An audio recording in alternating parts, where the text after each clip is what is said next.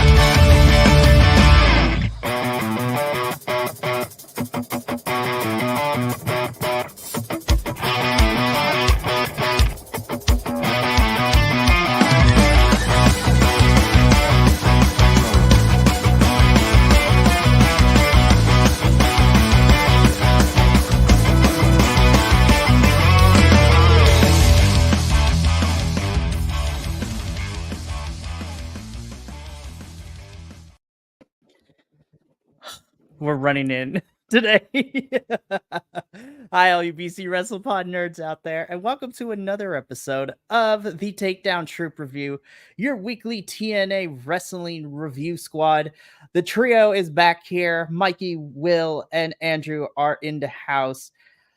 So we're just gonna start off real quick. I'm gonna say this: very interesting episode of TNA to get through. We are building up to Emergence, which is in 3 weeks. Yeah, 3 weeks, which is crazy to think. At least we got a break between Slammiversary and Emergence, though I can't say the same thing because it's a 2-week turnaround between Emergence and Victory Road in September. So we're not going to waste any time tonight. As you just saw, me and Andrew just did ROH, so now here we are doing TNA with our lovely co-host Will. So let's get this, show started. TNA kicks off this week. We have the System come out to the ring. Basically, the first half of this promo is pretty much what the last couple of promos have been from the System post Slammiversary and the men losing their titles and Alicia and Masha being the only ones to retain said titles.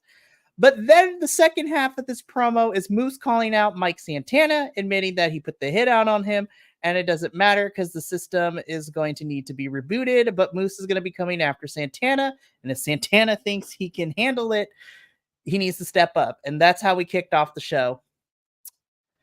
Before I let my other folks give their opinions, I'm gonna be completely honest. I feel that this was not necessarily needed, in my opinion, given the fact that it's been the same thing.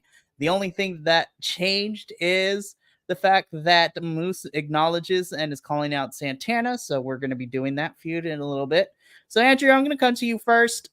Again, system, Moose calling out Santana. What do we think? Yeah, like you said, it was pretty much just a repeat of what we got. It was interesting. It seemed like at points the system was almost kind of frustrated with the audience, like trying to get what they were saying out. So yeah, I mean, I don't know that it added much to this. I believe TNA has like contractual, yeah, they do have contractual rematch obligations. So I feel like there's a little less of a chase in there for the former champions because they can pretty much just challenge for the titles whenever they want. So I don't know why it feels like they're pushing like they somehow deserve, like they have to argue they're deserving of a title because they already get one. So yeah, it almost kind of made the system feel weaker this week, I think. Yeah, I kind of agree with you there. The system looked a little bit weaker this week. Papa, also coming to you next. Same question. System opening the show. How did we feel? I thought it was dumb. There was a lot of talk. All right, get on with it. We get it. Yeah, you suck. Moving on. Can we get to wrestling now, please?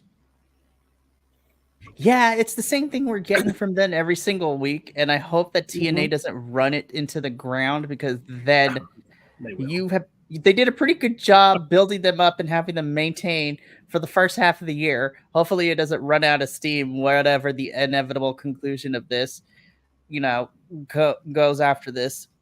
So then we cut backstage after this, right? And we get the return of not the Cthulhu-esque figure of Jonathan Gresham. This is just regular Jonathan Gresham. Gia backstage is like, so Jonathan, where have you been? Jonathan's like, Gia, I've been sick for the last couple of weeks, but now I'm back and I'm ready to tear it up here in TNA. And I'm going to prove it in my match tonight against Kushida. Kushida walks into frame. He's a little hesitant. Jonathan Gresham sticks out his hand to shake it. And Kushida's just like, nah, bro, we're going to pretend we didn't forget the last 2 months or so with the whole octopus thing. So it seems that the character that Jonathan was doing is probably put to bed for now, I guess it seems like. And we're going to return back to Jonathan Gresham 1.0, which, I'm not mad at. I'm going to miss the Cthulhu-esque weirdness that it was. But I also agree. I feel like that should be reserved, kind of like how Finn Balor does the demon. It should only be pulled out when necessary. And same thing with Kushida's like Buddhist monk gear. Like, let that come out when needed. So I don't think there's anything to be added, but this sets up our match between the two of them later on in the night. So we then get to our first match of the evening, and I doth say that this was probably like the funnest match we had for me personally this night. I wouldn't say it was my match of the night, but I had a lot of fun with this. This was our first Ultimate X qualifying match. And prior to this, and on social medias too, Santino announced we were going to have these qualifying matches. And Mike Bailey, being the amazing champion that he is, decided he's like, what am I going to do? All these people are going to be in that match for this title. I need to earn my spot too. So he inserts himself in one of these qualifying matches. And if Mike Bailey somehow manages to lose in the qualifying match, then he will vacate the title and a new champion will be crowned at Emergence. Obviously, we probably figured that wasn't going to happen. But I like when the face champions are like, nah, bro, like, let me get in this action too. I'm not just going to sit here. So our first qualifying match had Trent Seven, Jake Something, and Speedball Mike Bailey. I was just like, damn, this is a combination for greatness. And for me, it was. We got everything we wanted. British style from Trent. Speedball Mike Bailey just being amazing. Jake something being the powerhouse that he is, and also defying gravity in certain parts of this. I thoroughly enjoyed this match. Obviously, Speedball picks up the victory. He is the first person into the Ultimate X match at Emergence. I really enjoyed this match. Andrew, how did we feel about our champion having to qualify? And what did you think about the first qualifier overall? I mean, I liked it. The character that Mike Bailey is, that makes sense. Especially this early on in a new title reign.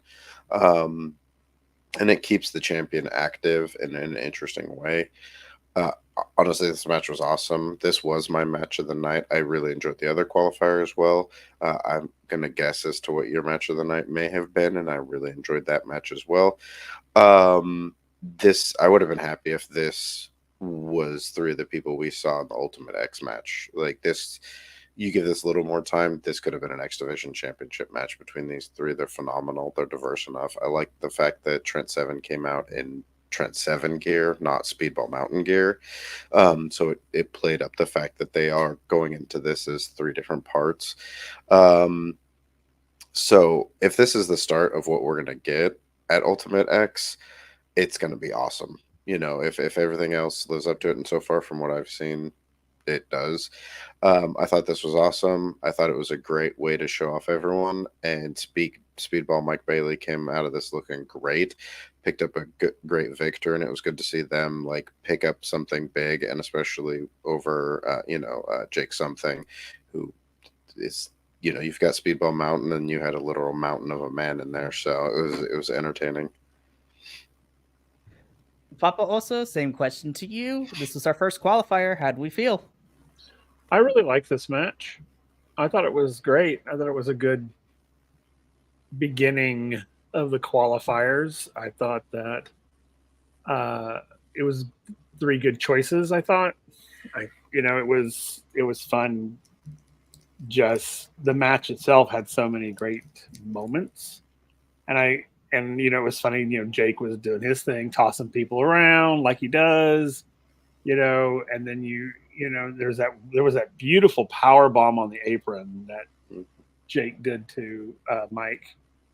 That I was just like, ow. I thought that overall, I thought this was great. And I agree with Andrew that if this was if this was it, this would have been amazing. If it had just been these 3 guys going for that X Division, I would be like, absolutely, yeah, let's watch it. Maybe throw one other person in there, but other than that, I would have been like, let's just choose it now. This is great. So, yeah. Well, I'm excited for the next couple of weeks because as soon as we got to the end of this match, they showed the graphic. There's going to be 6 people in this match, which is going to be wild. And I would not be surprised if this ends up I wouldn't be surprised if this ends up being closer to the main event or is the main event, but who knows? The fact that we're making this a big focal point, who knows what's going to happen with this. So I'm going to combine these next 2 backstage segments because they are to continue feuds. In the first one, we have Tasha Steelz talking about how, she's back on the climb. She's back on the rise. She is returning to the Boricua badass as we know and love her. Giselle Shaw interrupts and says, girl, you beat me twice, but you cheated both times. So what's the tease, sis? And so they begin to get in each other's faces. Santino, the best authority figure of all professional wrestling, comes in and basically states that next week we're going to have Giselle versus Tasha. And just to make sure that there is no shenanigans and we have a clear winner, there is going to be some extra referees. I still think we're going to find a way to do shenanigans, but you know what? More Tasha, more Giselle. I ain't mad at it. Like, honestly, get these women more. Let's get more women on these matches, which then leads into the next backstage segment after we come back from commercial. That Hammerstone, as big as he is very interested in the Ultimate X. And you know what? Santino reiterates what the X Division Championship is all about. It's not about limits. It's about no limits. So Hammerstone is going to find himself in a qualifier in the next couple of weeks. And as soon as Santino leaves, Hammerstone turns around and we find that Eric Young still has some unfinished business with him. So we're going to get Hammerstone and Eric Young either in a one-on-one, but I wouldn't be surprised if these two get thrown into a qualifier match together as well. I'm looking at Hammerstone. I was just like, what are you about to do? Because I think Hammerstone's going to emerge into that match. And I'm like, if it's not Jake, somebody, the powerhouse needs to be there. So I'm like, I'm happy to have Hammerstone back. I really, really am. Which then leads us into our next match. I really also enjoyed this match too. Kushida versus Jonathan Gresham. I'm like, for me, Kushida's great. Fine. Loved it. It was great.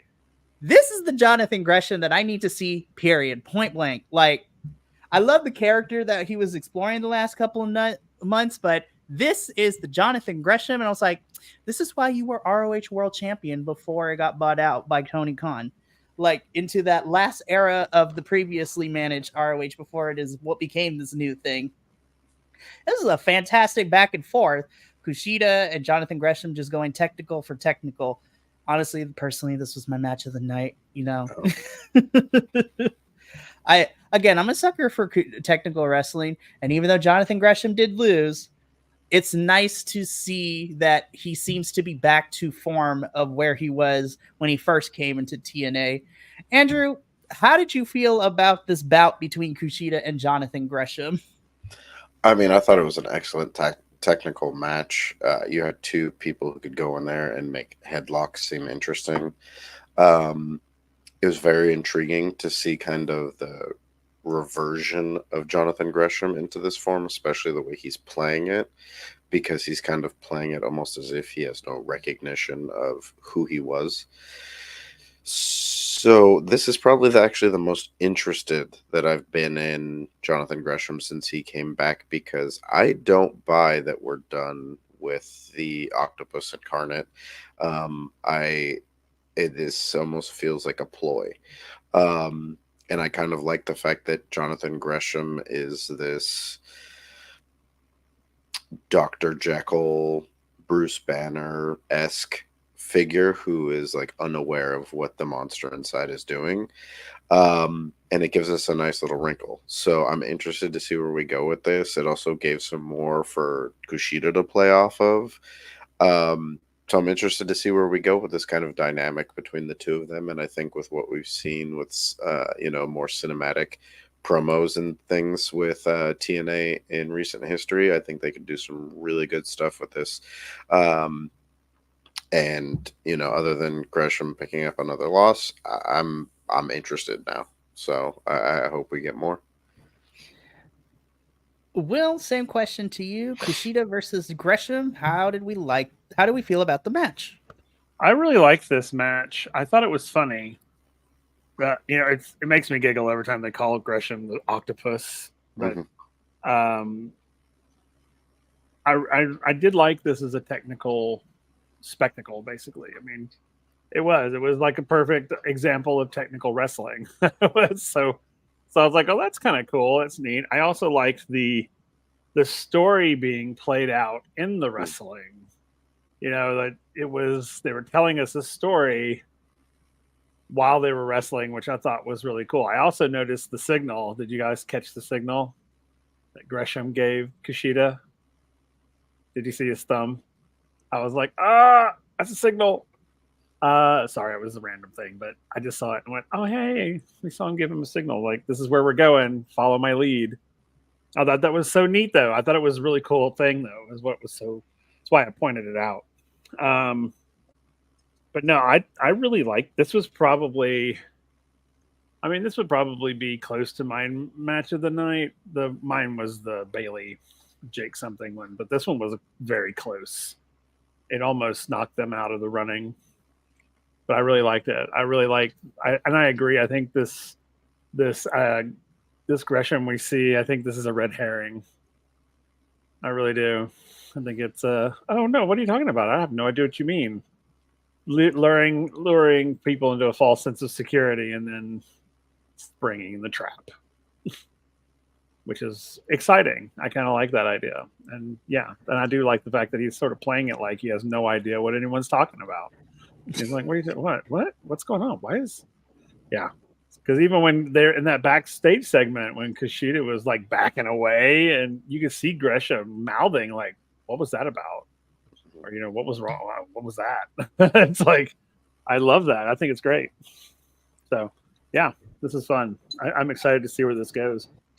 Yeah, I hope we get a different dynamic and it's just like, what you talking about? And then Jonathan Gresham just slowly just losing it. It would be fantastic to watch. But we're going to leave these two behind because we get another backstage segment / promo.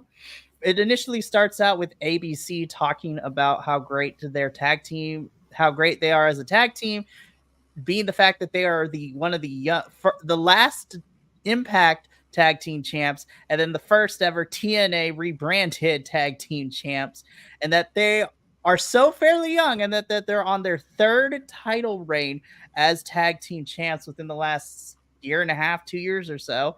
But then they are interrupted by Speedball Mike Bailey, who comes off, tells them that he's not here out of disrespect whatsoever, but because he knows how great Chris Bay and Ace Austin are, he encourages them to enter the qualifying matches for the Ultimate X match, which leads into a conversation between Chris Bay and Ace Austin. Ace bringing up the fact that last time this happened, there was a bit of friction, but they are stronger than that. They are better than ever. So it seems that we're going to get Ace and Chris Bay in qualifying matches the next couple weeks, which I'm not mad at because those two are fantastic. And if we're not going to have a rematch for the tag titles yet, I think having them do something else while we wait for the inevitable rematch, I'm here for. So I think they're going to be great. Okay, so this is my first what is happening right now moment. I didn't mention this before because it was kind of a quick thing that started the show, but this was more evident, in which we get multiple vignettes from Steph DeLander in her honeymoon. And I was just like, what in the Cinemax After Dark is about to go down? Like, what is about movie to go? network? Oh my God. Listen, I love Steph. She is my queen. I love her so much. But even I was just like, girl, where are we going with this? This particular one was Steph in the jacuzzi waiting for PCO. And then she calls him on the cell phone. And then it literally is like perfect English with somewhat of a horrible French accent on it. I was just like, Matthew Cardona, is that you in the voicemail? Like, what is happening right now? But Steph can't find PCO, and so she's just chilling in the jacuzzi waiting for him. And that's how we end that segment. I'm just scratching my head. I was just like, I don't know where we're going with this. I'm scared, you guys. At this point in the show, I was like, I need an adult. I don't know what's about to go down.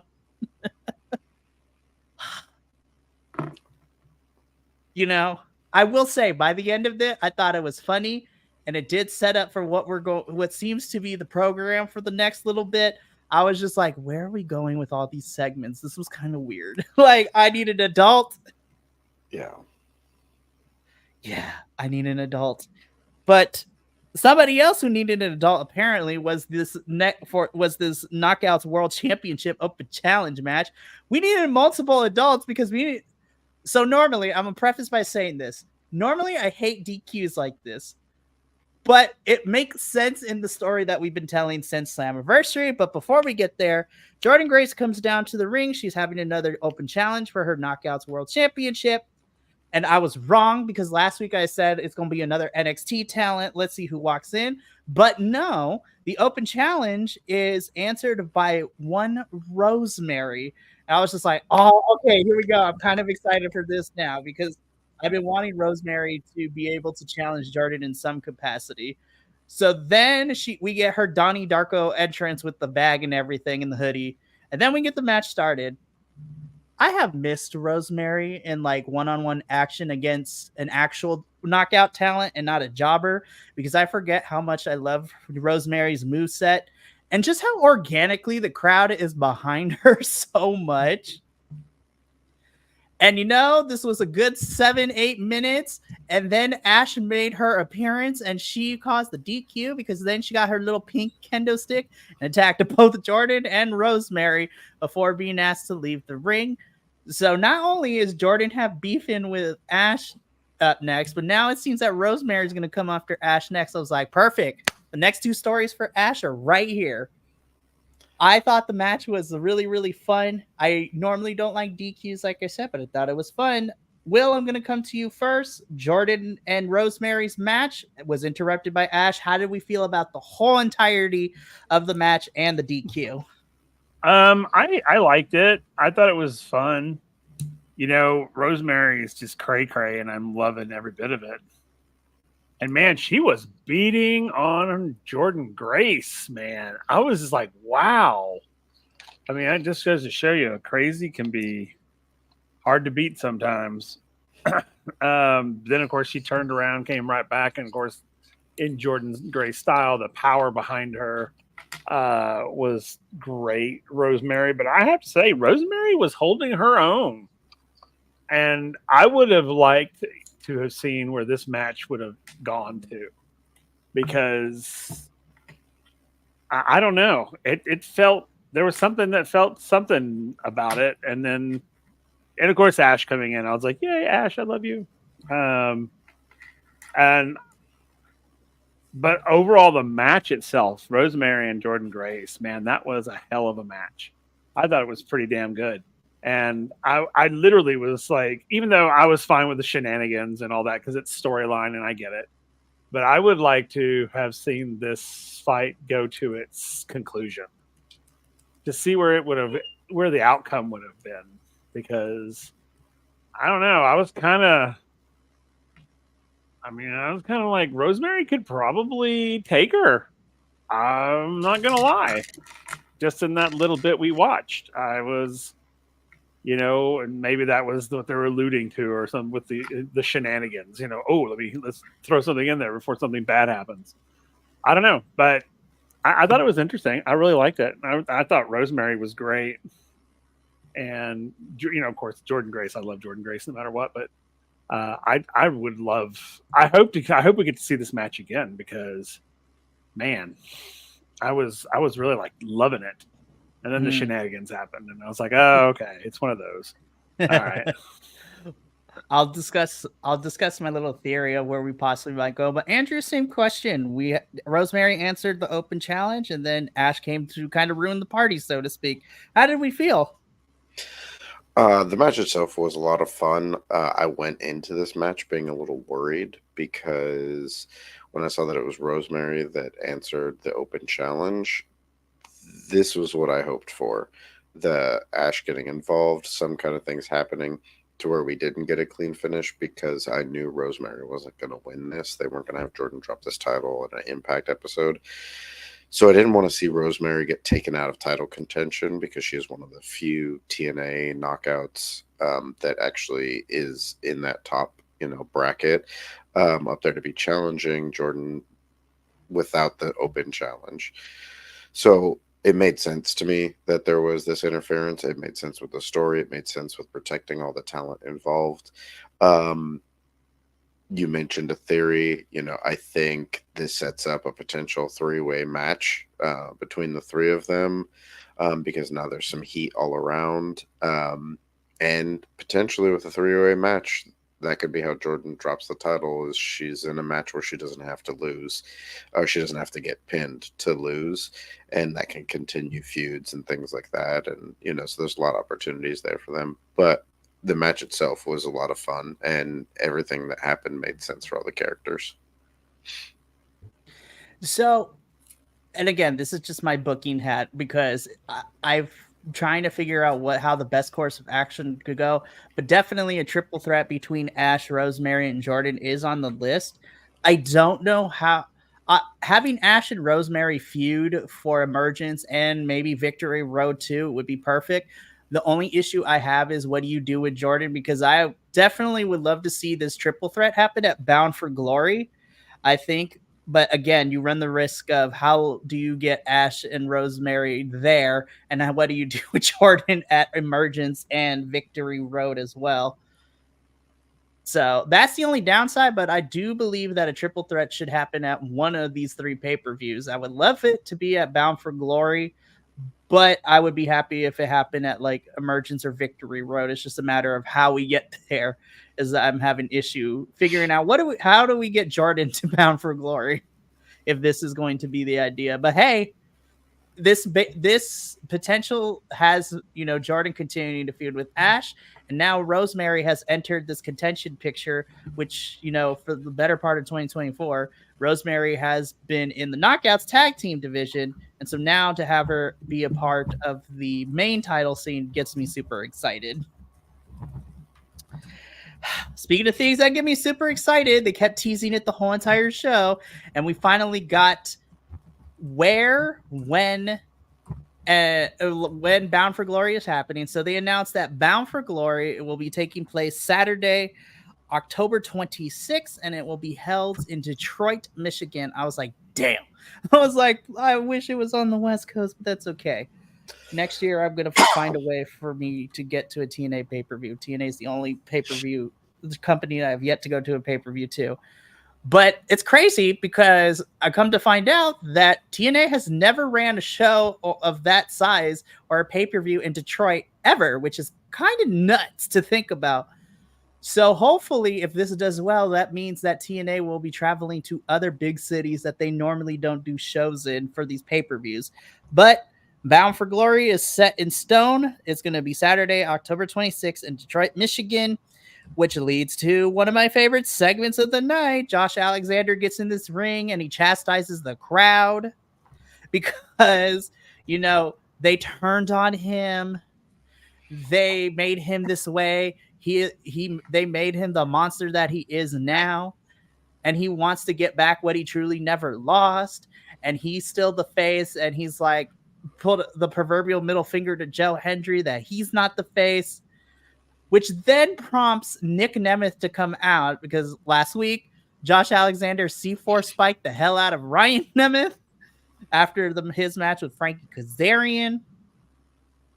And, you know, Nick Nemeth is just there and he just takes down Josh and is like, listen here, Trick, you want this title match? I'll give it to you next week. I'll see you next week. So we're getting a TNT championship match next week on TNA. I was like, holy shit, this match is already going to blow my mind probably. And I smell shenanigans coming because I was like, there's no way.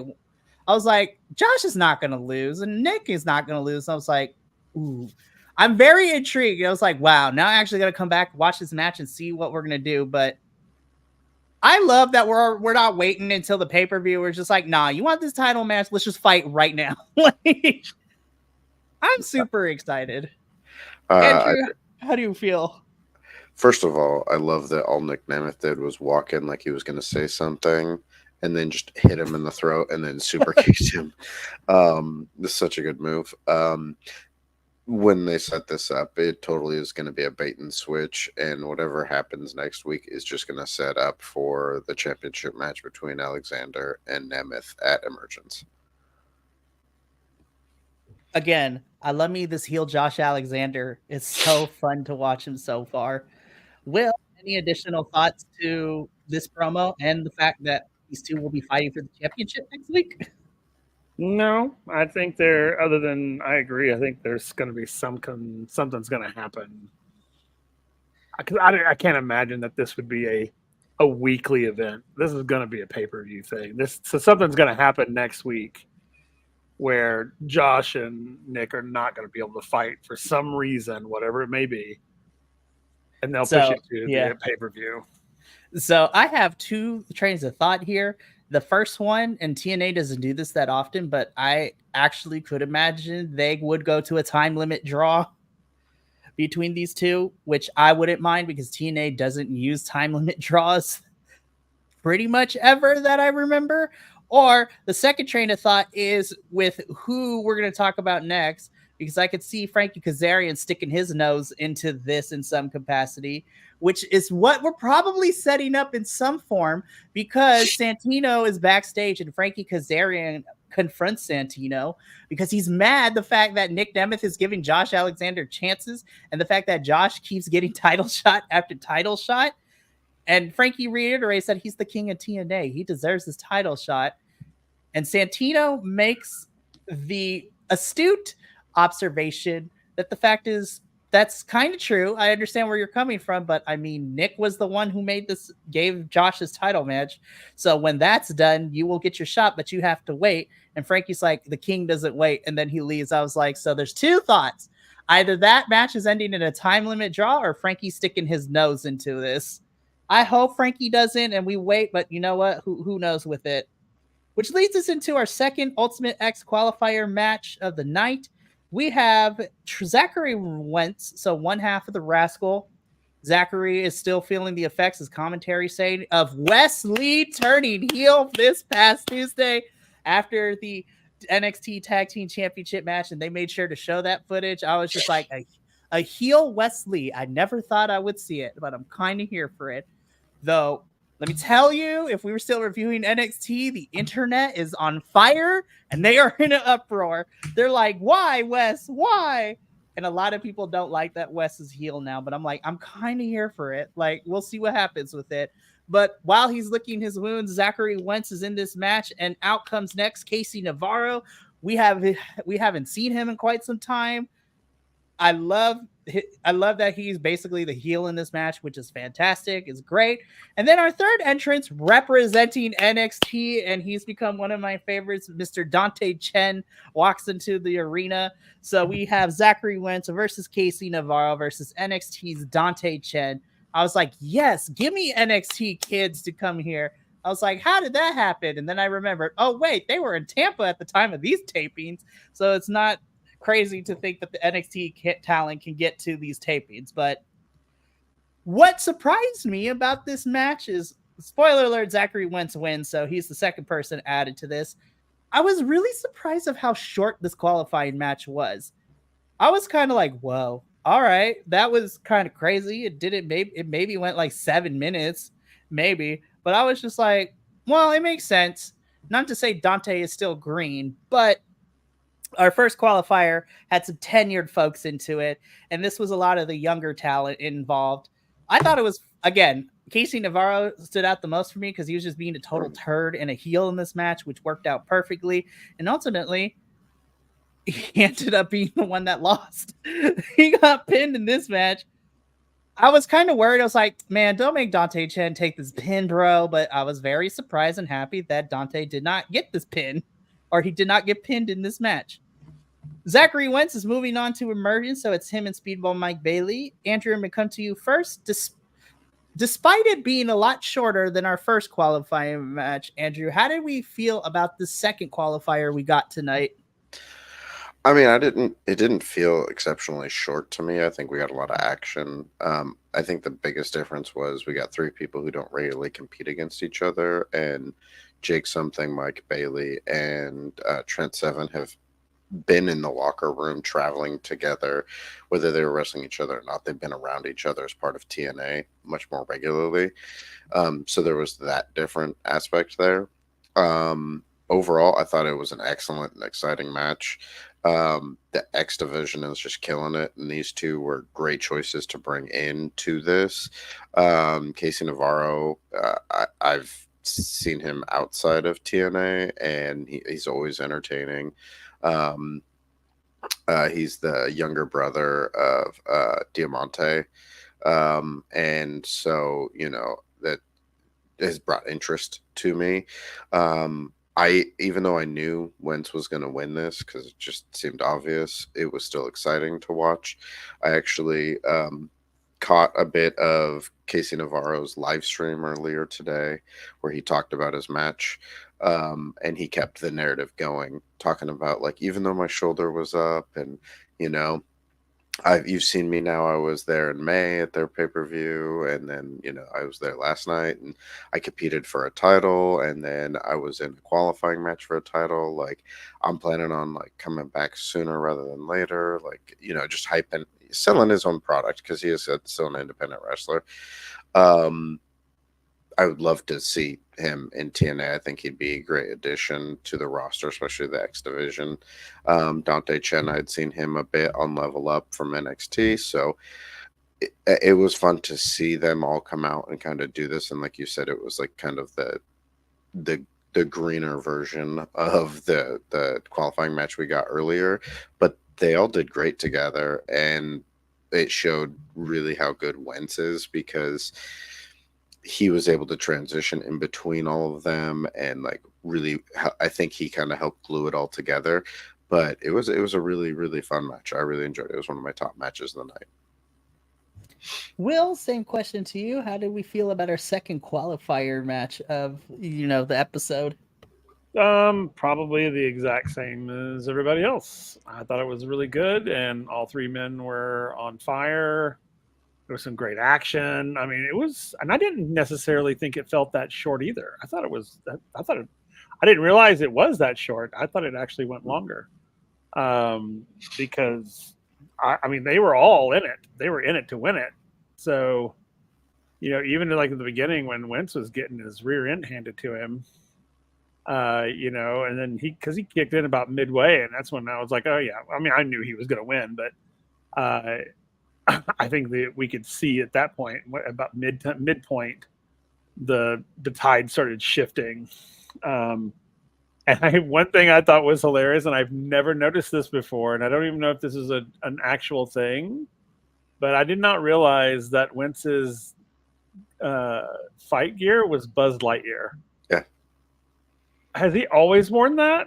No, it started at Slammiversary. Oh, did it? Okay. All the I was Rascals. like, I Yeah. thought so. I was like, All three of the Rascals came out as Buzz Lightyear. It was Okay. fantastic.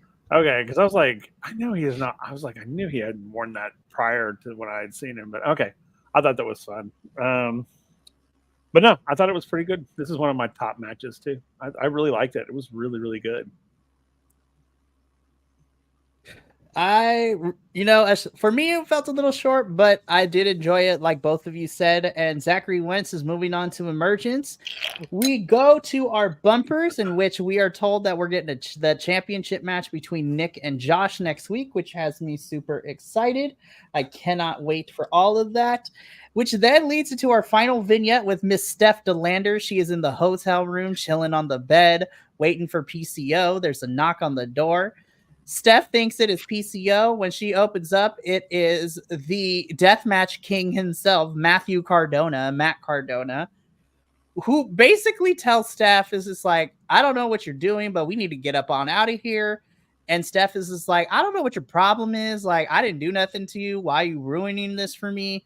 And just slams the door in his face. And then we end this segment with Matt Cardona and two of his goons outside with PCO, like, face to the ground. And Matt attacks PCO and says, is like, this is what happens when you mess with me, kind of bit. And then we fade to black before PCO gets his head curb stomped into the ground. So I'm like, dang, Matt. I was like, this is crazy. Now, however much Matt is healed, I am actually really excited for whenever they kick the program off officially between PCO and Matt. I am hoping that TNA doesn't do this. My only worry is that Steph is now going to become a prop for this. And she is basically like in between this because she has history with Matt Cardona and now she is married to PCO. I just hope Steph doesn't end up becoming lost in the shuffle or just becomes a prop in this whole entire thing, because that would make me very sad, because Steph is her own woman and she's very capable. I don't think TNA would do that, but that's my only worry. But I'm excited to see what we're doing with PCO and Matt whenever this inevitably starts. So then, gentlemen, we get to the main event. Everybody's favorite. Say his name and he will appear. We believe we believe in Joe Hendry. Joe Hendry is in the main event and he is taking on NXT's Wolfgang. He is by himself this episode. There is no Mark or Joe Coffey to kind of cause any shenanigans. As everyone's making their way into the ring, the commentators recap what happened at Great American Bash this past Tuesday, in which Joe Hendry took on Joe Coffey. and it was a really fun match with Joe Hendry ultimately getting the win and making the announcement that he's going to be going back. He's going to be sticking around in NXT for a hot minute. So Joe is going to be going back and forth between TNA and NXT, which makes me super excited. Don't know what Joe's going to get up into in NXT, but happy that he gets to work both. And this man, if it wasn't already apparent, like TNA loves Joe Hendry. NXT has also fallen in love with Joe Hendry. I'm like, Joe Hendry needs his title by the end of 2024 or the beginning of it, like for reals. He is getting massive amount of love in 2 different companies. Like, so I don't know about you two. I initially was excited because watching Wolfgang wrestle in NXT UK, like the 4 of us that ended up watching it the whole entire time during its run, Wolfgang is very, very powerful, and he is a really good wrestler. I feel that while Wolfgang had his moments in this match, I feel that Joe was more dominant the majority of this match. So it kind of weirded me out a little bit. It wasn't as much as a back and forth as I thought it was going to be. I still enjoyed the match. Joe Hendry does pick up the victory here. I was just kind of like a little bit of the air left my sails a little bit. I was like, oh, okay, well, that wasn't what I expected. I'm a little disappointed. I still enjoyed it, but I was a little disappointed. But maybe you two can convince me that maybe it wasn't as disappointing as I thought it was. So, Andrew, I'm going to come to you first. This was our main event. Joe Hendry taking on Wolfgang. How did we feel about this match? I mean, I thought it was a fun match. I think what we're seeing is more of a building of Joe Hendry now. Like, I think everyone has really, glommed on to the idea that, like, there's something big here. And I think in this match, we saw that. We continue to see that Joe Hendry has, like, real star qualities as a face. And I think even potentially as an eventual heel, because he is such a face that if he turns heel at some point, he could be phenomenal in that too, and be one of those heels that still gets rooted for. He kind of gives me a mix of like The Rock and John Cena with like some unique vibes. Like he just has this like interesting charisma that is unique from everybody else around him, but it comes so naturally. So I think what this match is it was just more of a like continuing the stories that he's involved in, but showing that he is a star, and continuing to respect that, and making good choices about what you have to work with. And like I said in our last review, using what this performer has brought to the table and given you instead of trying to do something away from that because you feel like you didn't make it. So ultimately, I thought this was a really fun match. I enjoyed it. I enjoy pretty much every time Joe Hendry is on the screen. So, it was a fun way to end the night. Right. Will, as Joe Hendry's #1 fan, I mean, we all love him, but let's be real. I'm going to put you as his #1 fan. How did we feel about the match itself between him and Wolfgang? I thought, of course, yes, Joe Hendry. I love him. But it was a fun match. It was a good match, I thought. I think that it was a continuation match. It was like, oh, look, I've beat the other 2. Now I need to beat the 3rd just so people can see that I can beat all 3 of them. That sort of thing. It's like, so he could, look, I'd put the Gallus brothers down. And I think that kind of is why, because I agree. I think I don't think Wolfgang was showing out like he normally could have or would have. That he held back a little bit, I think. And so, but I think it was because, this is just a loose end I've got to tie up, basically. So he just, that's what it felt like to me anyway. It was a fun match and I enjoyed it. And I thought it was a fun way to end the night. But I think it was I just think it was a, hey, I have to do this. Let's do it real quick and get it done with. So now I can move on from this to whatever's next, is what it felt like, storyline wise. But I agree. I think that Wolfgang pulled back a bit. Wasn't as normal, because I was expecting him to wipe the floor with him for a while, and Joe tire him out basically, and that's how he takes his win. But yeah, but Joe was dominating, I think, through the whole match, which was fun to watch on my part. I enjoy that, but I think that's, yeah, I kind of agree with both of you. I fall in the middle there, but yeah. Overall, huzzah! Yay! I love it. So once again, Joe Hendry does pick up the victory here, but this is not how TNA ends this week, because we get a Marvel MCU post-credit scene, because as soon as this match is over, we head backstage where literally Mike Santana is 1v5ing everybody in the system.